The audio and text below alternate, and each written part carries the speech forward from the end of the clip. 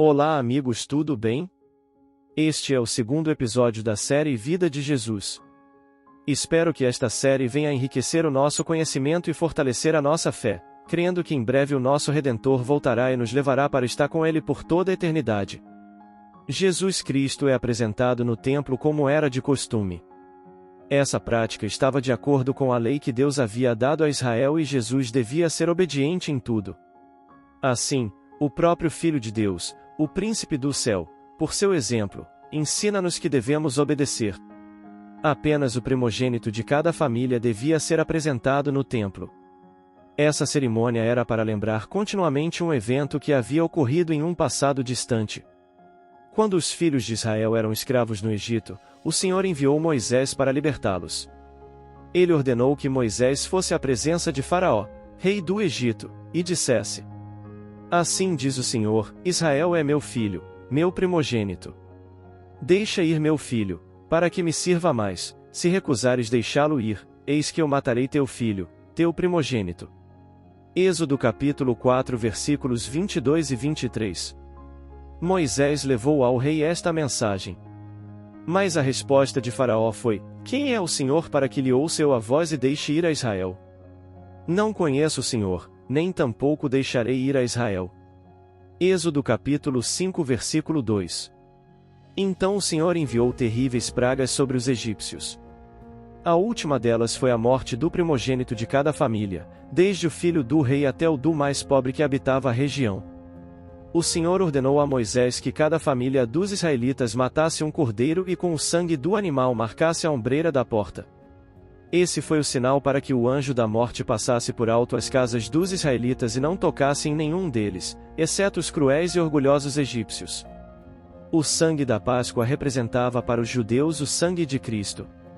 No tempo determinado, Deus lhes daria seu querido filho como sacrifício, assim como o cordeiro havia sido sacrificado de modo que todo aquele que cresce nele pudesse ser salvo da morte eterna. Cristo é chamado a nossa Páscoa. 1 Coríntios capítulo 5 versículo 7. Somos redimidos por seu sangue, através da fé. Efésios capítulo 1 versículo 7. Assim, quando cada família israelita trouxesse seu filho primogênito ao templo, deveria lembrar-se de como os filhos foram salvos da praga e como todos poderiam ser salvos do pecado e da morte eterna. A criança, ao ser apresentada no templo, era tomada nos braços e erguida diante do altar. Desse modo, era solenemente dedicada a Deus. E logo que era devolvida à mãe, seu nome era registrado em um rolo, ou livro, que continha o nome de todos os primogênitos de Israel. Assim também todos os que são salvos pelo sangue de Cristo terão seu nome escrito no livro da vida. José e Maria trouxeram Jesus ao sacerdote conforme requeria a lei. Todos os dias, pais e mães traziam seus filhos e o sacerdote nada notou de diferente em José e Maria dos outros que vinham dedicar seus primogênitos. Para ele, eram simplesmente gente operária. Na criança viu apenas um frágil bebê.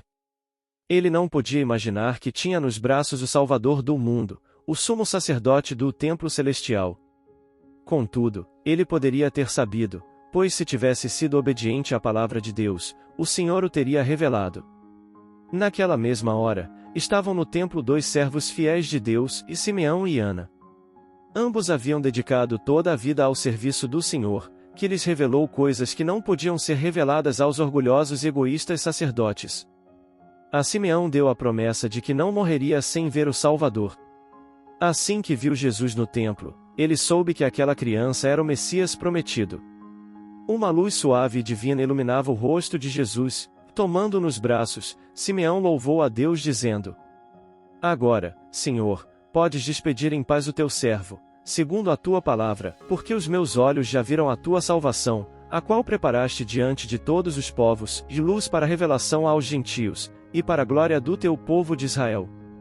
Lucas capítulo 2 versículo 29 e 32. Ana, uma profetisa, chegando naquela hora, dava graças a Deus e falava a respeito do menino a todos os que esperavam a redenção de Jerusalém. Lucas capítulo 2 versículo 38. É desse modo que Deus escolhe pessoas humildes para serem suas testemunhas. Com frequência, aqueles a quem o mundo honra são passados por alto. Muitos são como os líderes e sacerdotes judeus. Muitos aqui estão prontos para servir e honrar a si mesmos, mas poucos se preocupam em honrar e servir a Deus. Por isso ele não pode escolhê-los para contar aos outros sobre seu amor e misericórdia. Maria, mãe de Jesus, meditava em silêncio a respeito da importante profecia de Simeão.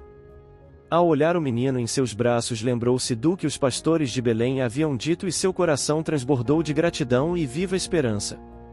As palavras de Simeão trouxeram-lhe à lembrança a profecia de Isaías. Sabia que aquelas maravilhosas palavras referiam-se a Jesus. O povo que andava em trevas viu grande luz, e aos que viviam na região da sombra da morte, resplandeceu-lhes a luz.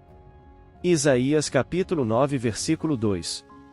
Porque um menino nos nasceu, um filho se nos deu, o governo está sobre os seus ombros, e o seu nome será Maravilhoso Conselheiro, Deus Forte, Pai da Eternidade, Príncipe da Paz.